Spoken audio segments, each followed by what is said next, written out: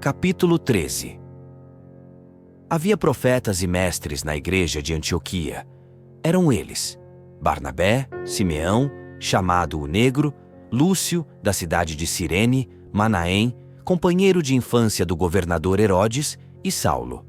Certo dia, eles estavam fazendo uma reunião litúrgica com jejum, e o Espírito Santo disse: "Separem para mim Barnabé e Saulo, a fim de fazerem o trabalho para o qual eu os chamei."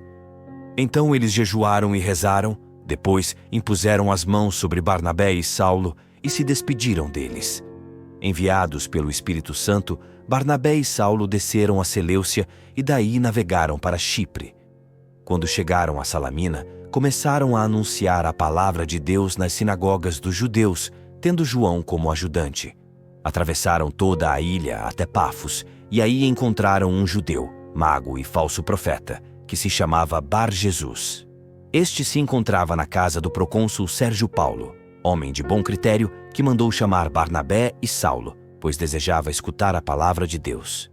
Porém, o mago Elimas, assim se traduz o seu nome, se opôs, procurando afastar da fé o procônsul. Então Saulo, também chamado Paulo, cheio de Espírito Santo, fixou os olhos em Elimas e disse: "Filho do diabo, cheio de falsidade e malícia, inimigo de toda justiça, quando é que você vai parar de torcer os caminhos do Senhor, que são retos? Eis que a mão do Senhor vai cair agora sobre você. Você ficará cego e por algum tempo não verá mais o sol." No mesmo instante, escuridão e trevas envolveram Elimas, e ele começou a andar às cegas, procurando alguém que lhe desse a mão. Ao ver o que acontecera, o procônsul abraçou a fé, pois ficara impressionado com a doutrina do Senhor. Paulo e seus companheiros embarcaram em Pafos e chegaram a Perge da Panfília. João, porém, separou-se do grupo e voltou para Jerusalém. Barnabé e Paulo partiram de Perge e chegaram a Antioquia da Pisídia. No sábado, entraram na sinagoga e sentaram-se. Depois da leitura da lei e dos profetas, os chefes da sinagoga mandaram dizer a eles: "Irmãos, se vocês têm alguma palavra de encorajamento para o povo, podem falar." Paulo então levantou-se, fez sinal com a mão e disse: "Homens de Israel, e vocês que temem a Deus, escutem. O Deus deste povo, o Deus de Israel, escolheu nossos antepassados e multiplicou o povo durante seu exílio na terra do Egito. Depois ele os tirou daí, com braço poderoso. E durante mais ou menos 40 anos, cercou-os de cuidados no deserto. Destruiu 7 nações na terra de Canaã e deu a eles a posse do território delas, por 450 anos aproximadamente. Depois disso, lhes concedeu juízes, até o profeta Samuel. Em seguida, eles pediram um rei, e Deus concedeu-lhes Saul, filho de Cis, da tribo de Benjamim, que reinou durante 40 anos. Após depor Saul da realeza, Deus suscitou para eles o rei Davi, do qual prestou o seguinte testemunho: "Encontrei Davi, filho de Jessé, homem segundo o meu coração. Ele cumprirá todas as minhas vontades." Conforme havia prometido, Deus fez surgir da descendência de Davi um Salvador para Israel, que é Jesus. E João, o precursor, havia preparado a chegada de Jesus, pregando a todo o povo de Israel um batismo de arrependimento. Estando para terminar a sua missão, João declarou: "Não sou aquele que vocês pensam que eu seja. Vejam, depois de mim é que vem aquele do qual não mereço sequer desamarrar as sandálias." Irmãos, descendentes de Abraão e não judeus que adoram a Deus, esta mensagem de salvação foi enviada para nós, porque os habitantes de Jerusalém e seus chefes não reconheceram a Jesus, e ao condená-lo, cumpriram as profecias que são lidas aos sábados. Embora não encontrassem nenhum motivo para condenar Jesus à morte, pediram a Pilatos que ele fosse morto. Depois de fazerem tudo o que a Escritura diz a respeito de Jesus, eles o tiraram da cruz e o puseram num túmulo. Mas Deus o ressuscitou dos mortos, e durante muitos dias ele apareceu àqueles que o acompanharam da Galileia para Jerusalém. Agora, eles são testemunhas de Jesus diante do povo. Nós anunciamos a vocês este evangelho. A promessa que Deus fez aos antepassados, ele a cumpriu plenamente para nós, seus filhos, quando ressuscitou Jesus, como está escrito no 2º Salmo: "Você é o meu filho, eu hoje o gerei." Deus ressuscitou Jesus dos mortos, para que nunca voltasse à corrupção. Isso ele o disse desta maneira: cumprirei para vocês a promessa fiel que fiz a Davi. Por isso diz também, em outro lugar: não permitirás que teu fiel conheça a corrupção. Ora, tendo cumprido a missão que Deus lhe dera para a sua época, Davi morreu, foi para junto de seus pais e conheceu a corrupção. Mas aquele que Deus ressuscitou não conheceu a corrupção. Portanto, fiquem sabendo bem, irmãos, que por meio dele é anunciado a vocês o perdão dos pecados. E por meio dele, todo aquele que acredita é justificado de todas as coisas de que vocês não puderam ser justificados pela lei de Moisés. Portanto, tenham cuidado para que não aconteça a vocês o que os profetas disseram. Olhem, desprezadores, se admirem e desapareçam, porque nos dias de vocês vou realizar uma coisa que vocês não acreditariam se lhes fosse contada. Ao saírem, Paulo e Barnabé foram convidados a continuar falando sobre o mesmo assunto no sábado seguinte. Depois que terminou a reunião, muitos judeus e outras pessoas convertidas ao judaísmo seguiram Paulo e Barnabé. Os dois conversavam com essas pessoas e insistiam para que continuassem fiéis à graça de Deus.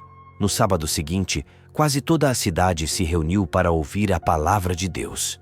Quando os judeus viram aquela multidão, ficaram cheios de inveja e com blasfêmias se opunham ao que Paulo dizia. Então, com mais coragem ainda, Paulo e Barnabé declararam: era preciso anunciar a palavra de Deus, em primeiro lugar para vocês, que são judeus. Porém, como vocês a rejeitam e não se julgam dignos da vida eterna, saibam que nós vamos dedicar-nos aos pagãos, porque é esta a ordem que o Senhor nos deu. Eu coloquei você como luz para as nações, para que leve a salvação até aos extremos da terra. Os pagãos ficaram muito contentes quando ouviram isso e começaram a elogiar a palavra do Senhor. E todos os que estavam destinados à vida eterna abraçaram a fé. Desse modo, a palavra do Senhor se espalhava por toda a região. No entanto, os judeus instigaram algumas senhoras ricas e piedosas, e também os líderes da cidade, e provocaram uma perseguição contra Paulo e Barnabé, e os expulsaram do seu território. Então os apóstolos sacudiram contra eles a poeira dos pés e foram para a cidade de Icônio. Os discípulos, porém, estavam cheios de alegria e do Espírito Santo. Capítulo 14. Em Icônio, também Paulo e Barnabé entraram na sinagoga dos judeus e falaram de tal modo que uma grande multidão de judeus e gregos abraçou a fé. Contudo, os judeus que se negaram a acreditar incitaram os pagãos e os indispuseram contra os irmãos. Apesar disso, Paulo e Barnabé permaneceram longo tempo em Icônio.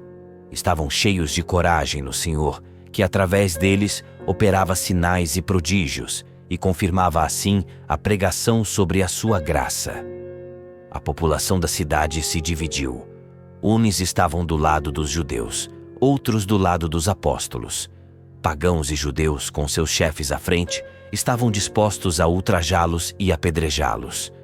Ao saber disso, Paulo e Barnabé fugiram para Listra e Derbe, cidades da Licaônia e arredores, onde começaram a anunciar a boa notícia. Em Listra havia um homem paralítico das pernas. Era coxo de nascença e nunca tinha conseguido andar. Ele escutava o discurso de Paulo. E este, fixando nele o olhar e notando que tinha fé para ser curado, disse em alta voz: "Levante-se direito sobre os seus pés." O homem deu um salto e começou a andar. Vendo o que Paulo acabara de fazer, a multidão exclamou em dialeto licaônico: "Os deuses desceram entre nós em forma humana." Chamaram Barnabé de Júpiter e Paulo de Mercúrio, porque era Paulo quem falava. Os sacerdotes de Júpiter, cujo templo ficava na entrada da cidade, levaram à porta touros ornados de grinaldas e queriam oferecer um sacrifício. Com isso concordava toda a multidão. Ao saber disso, os apóstolos Barnabé e Paulo rasgaram as vestes e foram para o meio da multidão, gritando: "Homens, o que vocês estão fazendo? Nós também somos homens mortais como vocês. estamos anunciando que vocês precisam deixar esses ídolos vazios e se converter ao Deus vivo, que fez o céu, a terra, o mar e tudo o que neles existe. Nas gerações passadas, Deus permitiu que todas as nações seguissem o próprio caminho.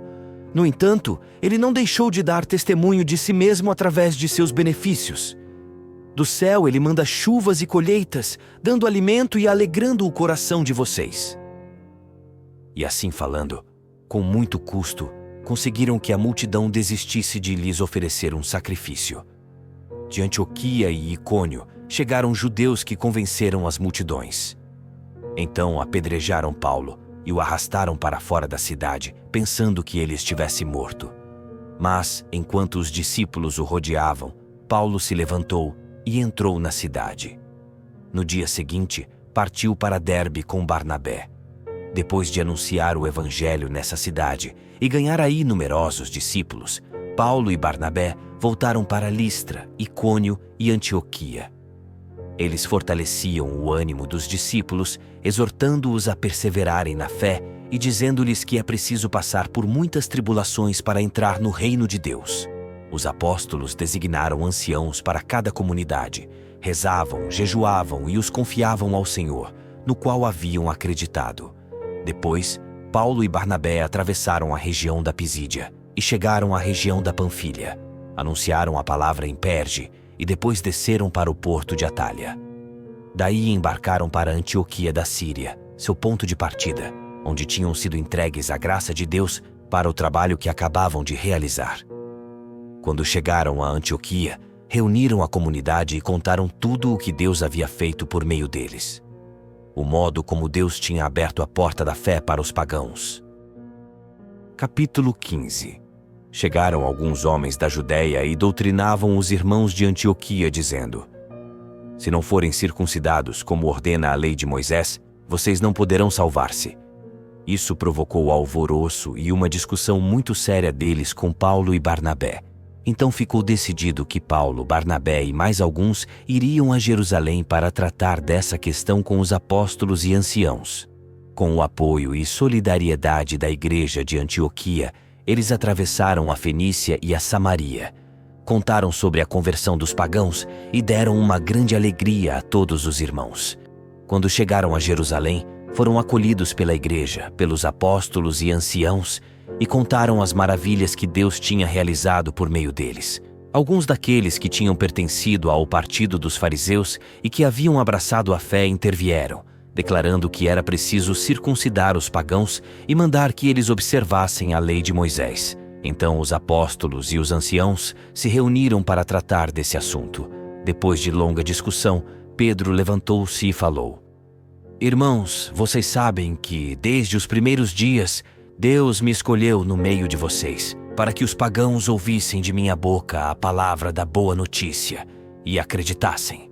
Ora, Deus, que conhece os corações, testemunhou a favor deles, dando-lhes o Espírito Santo, como deu a nós, e não fez nenhuma distinção entre nós e eles, purificando o coração deles mediante a fé. Então, por que vocês agora tentam a Deus, querendo impor aos discípulos um jugo que nem nossos pais, nem nós mesmos tivemos força para suportar? Ao contrário, é pela graça do Senhor Jesus que cremos ser salvos, exatamente como eles. Houve então um silêncio em toda a assembleia.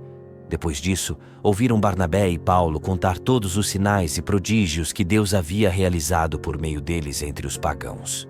Quando Barnabé e Paulo terminaram de falar, Tiago tomou a palavra e disse: irmãos, ouçam-me. Simeão acaba de nos lembrar como desde o começo, Deus cuidou de tomar homens das nações pagãs para formar um povo dedicado ao seu nome. Isso concorda com as palavras dos profetas, pois está escrito: depois disso, eu voltarei e reconstruirei a tenda de Davi que havia caído. Reconstruirei as ruínas que ficaram e a reerguerei, a fim de que o resto dos homens procure o Senhor com todas as nações que foram consagradas ao meu nome. É o que diz o Senhor, que tornou essas coisas conhecidas desde há séculos. Por isso eu sou de parecer que não devemos importunar os pagãos que se convertem a Deus. Vamos somente prescrever que eles evitem o que está contaminado pelos ídolos, as uniões ilegítimas, comer carne sufocada e o sangue. De fato, desde os tempos antigos, em cada cidade Moisés tem os seus pregadores, que o leem todos os sábados nas sinagogas. Então os apóstolos e os anciãos, de acordo com toda a comunidade de Jerusalém, resolveram escolher alguns da comunidade para mandá-los com Paulo e Barnabé para Antioquia. Escolheram Judas, chamado Bársabas, e Silas, que eram muito respeitados pelos irmãos. Através deles enviaram a seguinte carta: Nós, os apóstolos e os anciãos, irmãos de vocês, saudamos os irmãos que vêm do paganismo e que estão em Antioquia e nas regiões da Síria e da Cilícia. Ficamos sabendo que alguns dos nossos provocaram perturbações com palavras que transtornaram o espírito de vocês. Eles não foram enviados por nós. Então decidimos, de comum acordo, escolher alguns representantes e mandá-los até vocês, junto com nossos queridos irmãos Barnabé e Paulo, homens que arriscaram a vida pelo nome de nosso Senhor Jesus Cristo. Por isso, estamos enviando Judas e Silas, que pessoalmente transmitirão a vocês a mesma mensagem. Porque decidimos, o Espírito Santo e nós, não impor sobre vocês nenhum fardo, além destas coisas indispensáveis: abster-se de carnes sacrificadas a ídolos, do sangue, das carnes sufocadas e das uniões ilegítimas. Vocês farão bem se evitarem essas coisas. Saudações! Depois da despedida, Judas e Silas foram para Antioquia, reuniram a assembleia e entregaram a carta. Sua leitura causou alegria por causa do estímulo que ela continha. Judas e Silas, que também eram profetas, falaram muito para encorajar e fortificar os irmãos.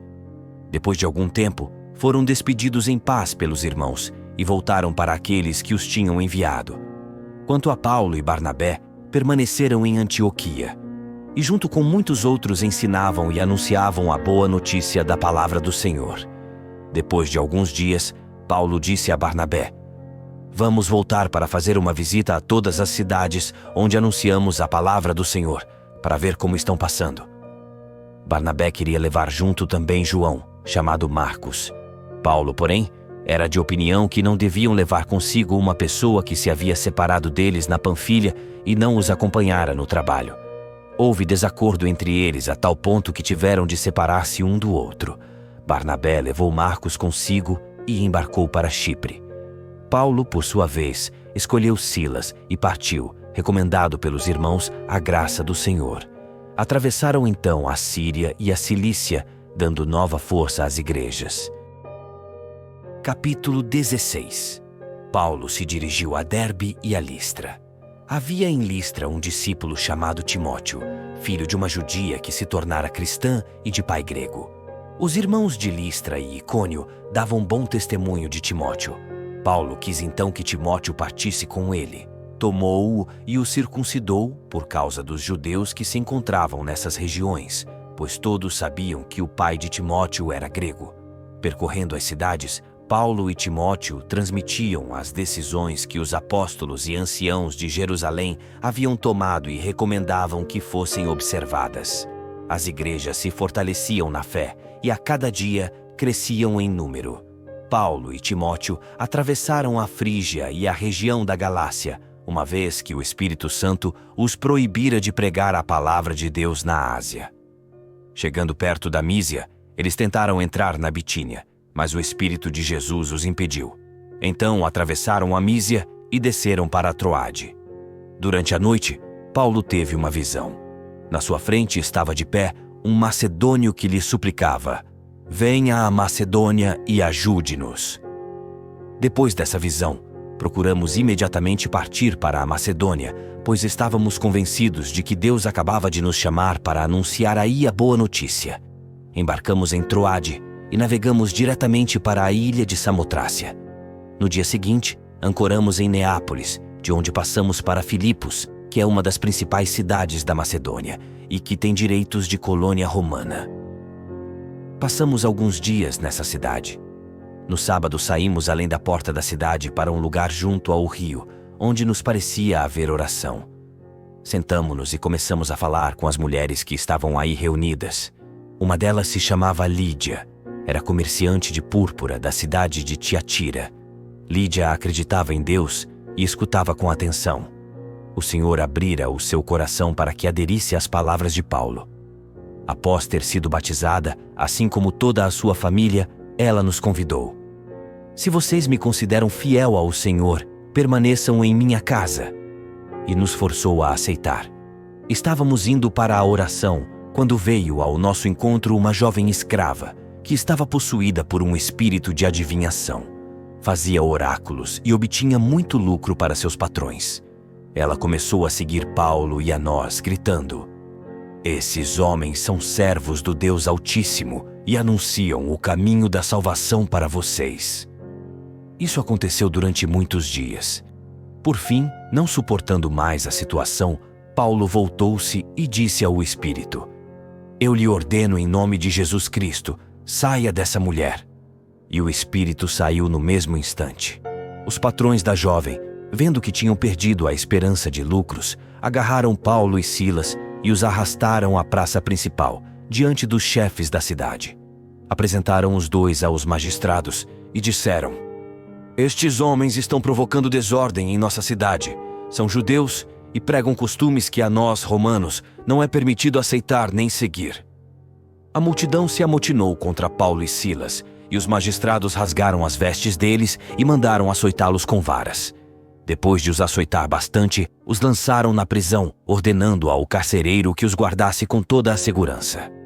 Ao receber essa ordem, o carcereiro os levou para o fundo da prisão e prendeu os pés deles no tronco. À meia-noite, Paulo e Silas estavam rezando e cantando hinos a Deus. Os outros companheiros de prisão escutavam. De repente, houve um terremoto tão violento que sacudiu os alicerces da prisão. Todas as portas se abriram e as correntes de todos se soltaram. O carcereiro acordou e viu as portas da prisão abertas. Pensando que os prisioneiros tivessem fugido, puxou da espada e estava para suicidar-se. Mas Paulo gritou: "Não faça isso, nós estamos todos aqui." Então o carcereiro pediu tochas, correu para dentro e, tremendo, caiu aos pés de Paulo e Silas. Conduzindo-os para fora, perguntou: "Senhores, que devo fazer para ser salvo?" Paulo e Silas responderam: "Acredite no Senhor Jesus, e serão salvos você e todos os da sua casa." Então Paulo e Silas anunciaram a palavra do Senhor ao carcereiro e a todos os da sua casa. Na mesma hora da noite, o carcereiro os levou consigo para lavar as feridas causadas pelos açoites. A seguir, foi batizado junto com todos os seus. Depois, fez Paulo e Silas subir até sua casa, preparou-lhes um jantar e alegrou-se com todos os seus familiares por ter crido em Deus. Quando amanheceu, os magistrados enviaram à prisão os oficiais de justiça, ordenando ao carcereiro: "Solte esses homens." O carcereiro anunciou a Paulo: "Os magistrados mandaram soltar vocês, portanto podem sair e ir embora em paz." Mas Paulo mandou dizer: "Fomos açoitados em público sem nenhum processo e fomos lançados na prisão sem levar em conta que somos cidadãos romanos. E agora querem que vamos embora às escondidas? De jeito nenhum, que eles venham soltar-nos pessoalmente." Os oficiais de justiça comunicaram as palavras de Paulo aos magistrados. Ao saberem que se tratava de cidadãos romanos, ficaram alarmados e foram conversar com eles, e os soltaram pedindo que deixassem a cidade. Ao sair da prisão, Paulo e Silas foram para a casa de Lídia. Aí encontraram os irmãos, os encorajaram e depois partiram.